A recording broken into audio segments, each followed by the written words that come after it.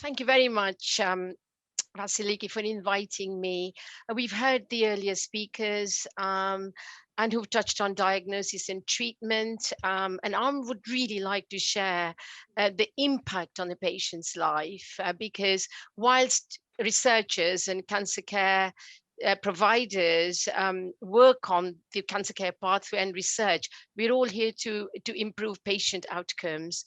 And I'm glad Lizzie touched on that with treating the patient, not just the disease. Having said that, I'm really grateful for the oncologists and the gastroenterologists who worked on me and that I've survived to tell the tale.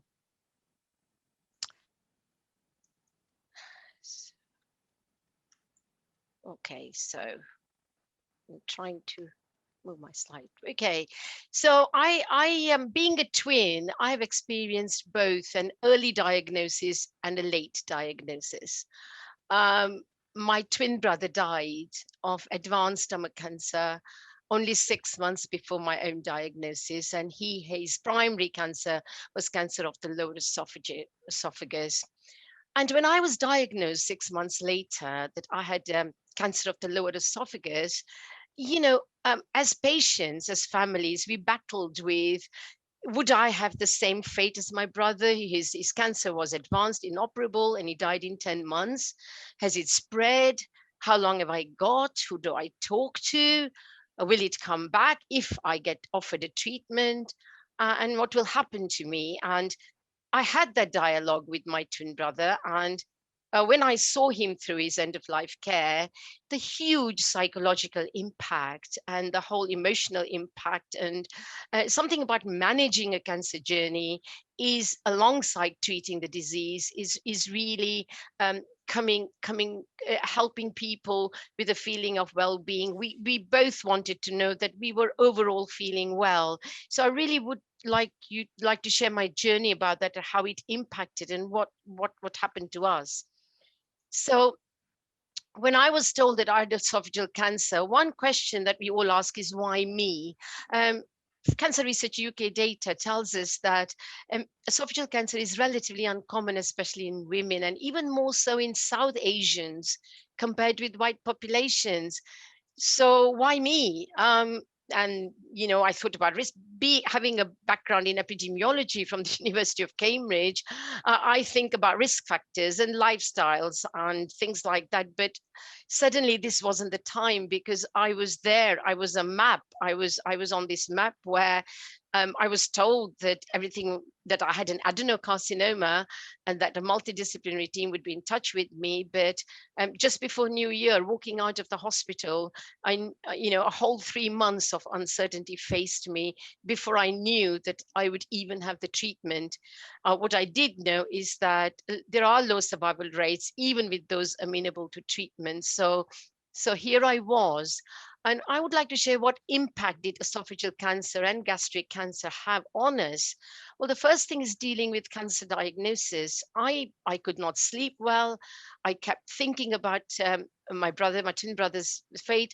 I had an elderly mother who's got hypertrophic cardiomyopathy and heart failure, chronic kidney disease. She's lost two boys before me. I'm the only survival.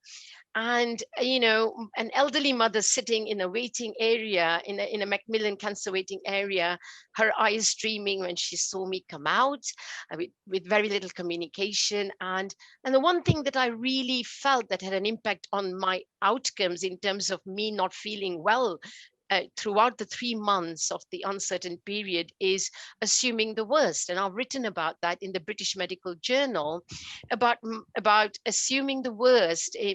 I did not want people, especially my family and my extended family, to assume the worst about me, because there is my twin brother who died from a similar cancer, advanced to his stomach, and there's me, and I was going to have the same fate as my brother. So I had little to focus on. So I came out of the hospital not being able to share anything with an elderly mother who only had me left as a survivor. So again, that emotional burden of what shall I do now, swamps you. And brings to fore the kind of quality of life you had, which vanished in a second. It almost became a restart of another suffering of a cancer journey. So information and support, I will touch on that, because the timeliness of what interventions we give to patients and their families will have an impact on their overall outcome. The outcome of a patient, when we say we want to improve patient outcomes, it's both from cancer surgery and right from the outset. Where are they placed when they are given the diagnosis? I was just told, you've got cancer, you've got adenocarcinoma, and that was it. And of course, it had a great impact on me. And I've already mentioned living with uncertainty, 3 months of living with uncertainty, not knowing anything about esophageal cancer, because with my twin brother, we were focusing on his inoperable advanced stomach cancer. My twin brother and I were always asked why me, and I can also say that now I run a cancer support group, and most patients ask me, but I needed to move from why me to what now, because I knew that doing nothing was not an option.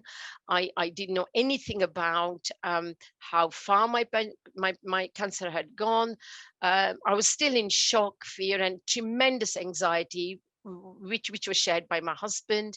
My emotions were under siege, and I knew that we all had to collectively treat the patient and not just the disease. What was important for me was the feeling of being well, and I decided that I would focus on that as a way of building trust that whatever the medical professions, whatever the oncologists are doing is good. They're going to focus on that, and I need to focus on being well so I can be in a place where I can face the difficult journey lay ahead. Of course, my only reference point was my twin brother. So I was myself at the risk of assuming the worst. I had headaches that I've never had before. I could not sleep. I lost my appetite, and that wasn't from clinical cancers, which I realized later. I was just afraid, and I had a psychological impact. Because I felt well before my surgery, I had no major symptoms. I should tell you here that I had no major symptoms. I just had some mild bloating, and my GP sent me for a colonoscopy. And because she knew my family history, as particularly my twin brother, and I had a dialogue about my twin brother's cancer, she intuitively and working from that context sent me for an endoscopy. And if she hadn't done that, I really wouldn't be alive to tell my tale. So here I am after a major esophagectomy, a total esophagectomy. And I have to say here, so I talked a bit about pre-treatment, the uncertainty for 3 months, the impact on my life.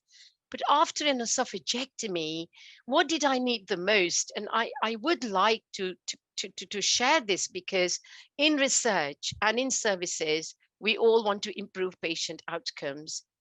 But we need to find out from the patients and carers what are their outcomes, what are they feeling, what are they experiencing. And I know we are working on patient relevant or patient reported outcome measures, but this became real for me in my experience. After my esophagectomy, my quality of life deteriorated a lot. I had I wasn't really I hadn't expected the kind of challenges I would have with the nasogastric feed. I had pneumonia because of the collapse of my lungs, and I spent 3 weeks in hospital. I never thought I was ever going to get better, because obviously, uh, first time for an esophagectomy, and just didn't know what it was going to help. My emotional health suffered a lot. Mentally, I was not in a good place after an esophagectomy. When I was discharged, unfortunately, my elderly mother and my husband looked after me, but they had no expect they did not know what to expect and how to look after me. So my husband suffered poor health. He became anemic, had shingles, just managing my life at home, pain management. But the most important one is the nutrition and dietary. And thank you for the previous one or two previous speakers who mentioned that. And yes, 12 months took me recovery. 3 years on since my surgery today, I'm still working out my nutrition and dietary plans, which change from day to day. I know my stomach is here. I don't have a food pipe. And initially, for the first 12 months, it was a difficult road ahead. Gradually, I began to talk about my cancer. And when my mom could see that something was being done, I shared that with her. And I just wish I had shared my cancer journey with everybody. I wish I could have accessed right from the beginning the support from health professionals about what it might mean to have an esophagectomy, how was I feeling about the diagnosis, my quality of life, and so on. And carer needs, and something about patient reported outcome measures, something that is flagged up by patients and carers, are the coping mechanisms. I'm so glad the previous speaker touched on genetics, because again, we don't have data. Esophageal cancer is so under researched. And I just came across one Nordic study of twins, which reported that if one twin had an advanced cancer, then the second twin has got, if you're an identical twin, then you've got a 45% chance of developing cancer. And if you're a fraternal twin like me, then 35% chance. So, there's genetics, there's lifestyles. Culturally, I face the stigma of, twin brother died, so that's what's going to happen to me. What did I do about my lifestyle and karmic consequences? So sometimes being mindful of the patient's journey is a family's journey. And if we are all going to improve patient outcomes, it would be good to have an ongoing and regular dialogue with interventions with support. So I wanted our lives to be better. And the more we, again, this is why I talk about access to appropriate support, because it opens up this dialogue. And the more support we have, the more we understand the facts around the cancer diagnosis, the more we are educated as a family. We can become self-empowered. My personal approach was, in during those 3 months of uncertainty and afterwards, I came up with, I wanted to feel well. So I knew that I could just focus on what I could control, let go of what I couldn't. And Dave Shooter mentioned fitness, and we've mentioned nutrition. Before my surgery, I did not know anything about the nutrition part of it, but the fitness, I knew that if I was going to have treatment, I was going to have to get myself into a better place.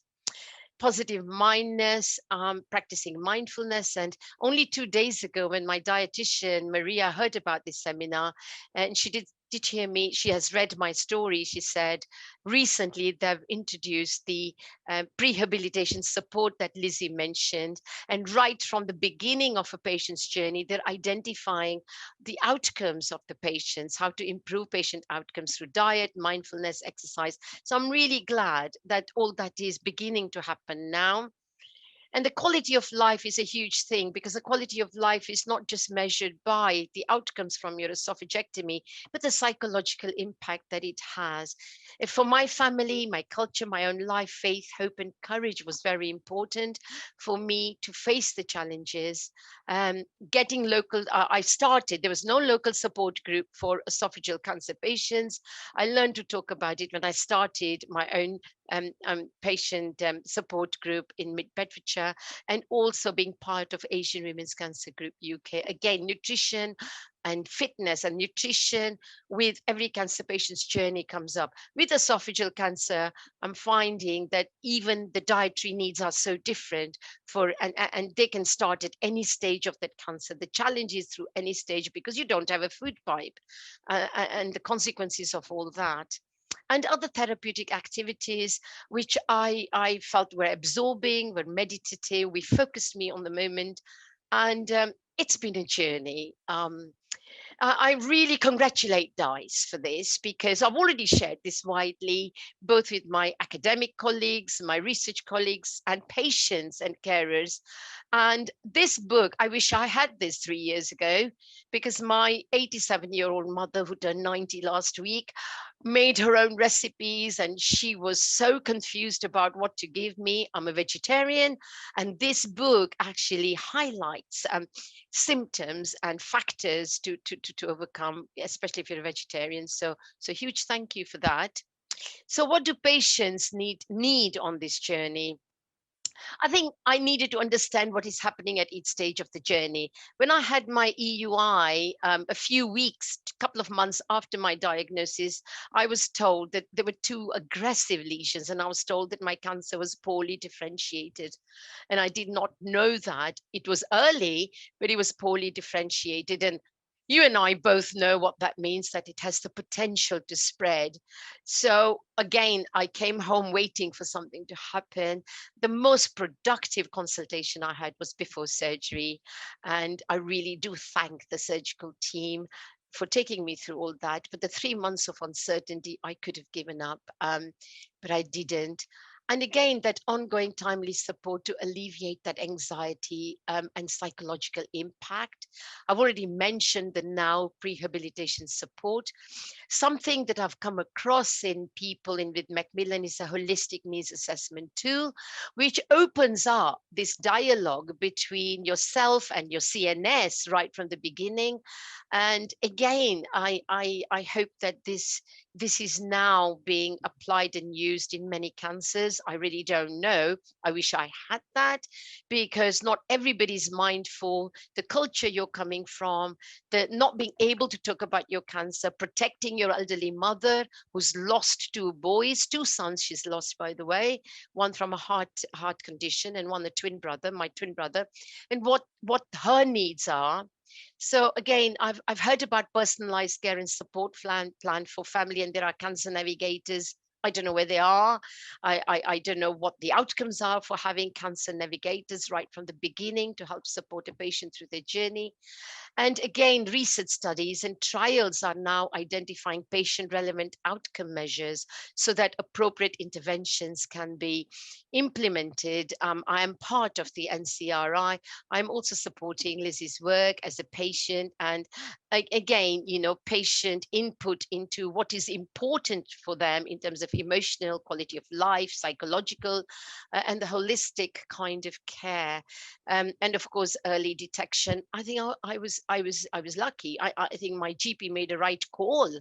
Um, in her mind, she had my twin brother's history. If she didn't make the right call, I wouldn't be here today, because I had no major symptoms of heartburn or acid reflux or anything like that. So again, helping to improve patient outcomes. I'm lucky to be here. I'm working on many cancer outcomes project groups, putting a patient perspective in clinical trials and in other areas. As a senior researcher, as an academic at the university, I'm working on cancer research initiatives and interventions that would help families who would take this the whole pathway from diagnosis to support and then to interventions. Yes, I'm saying yes to life. I would just like to thank my mother. You see her; she was 88. She's 90 now, and a year ago, I was nominated for an award at the university for my work in research, and I was delighted with that.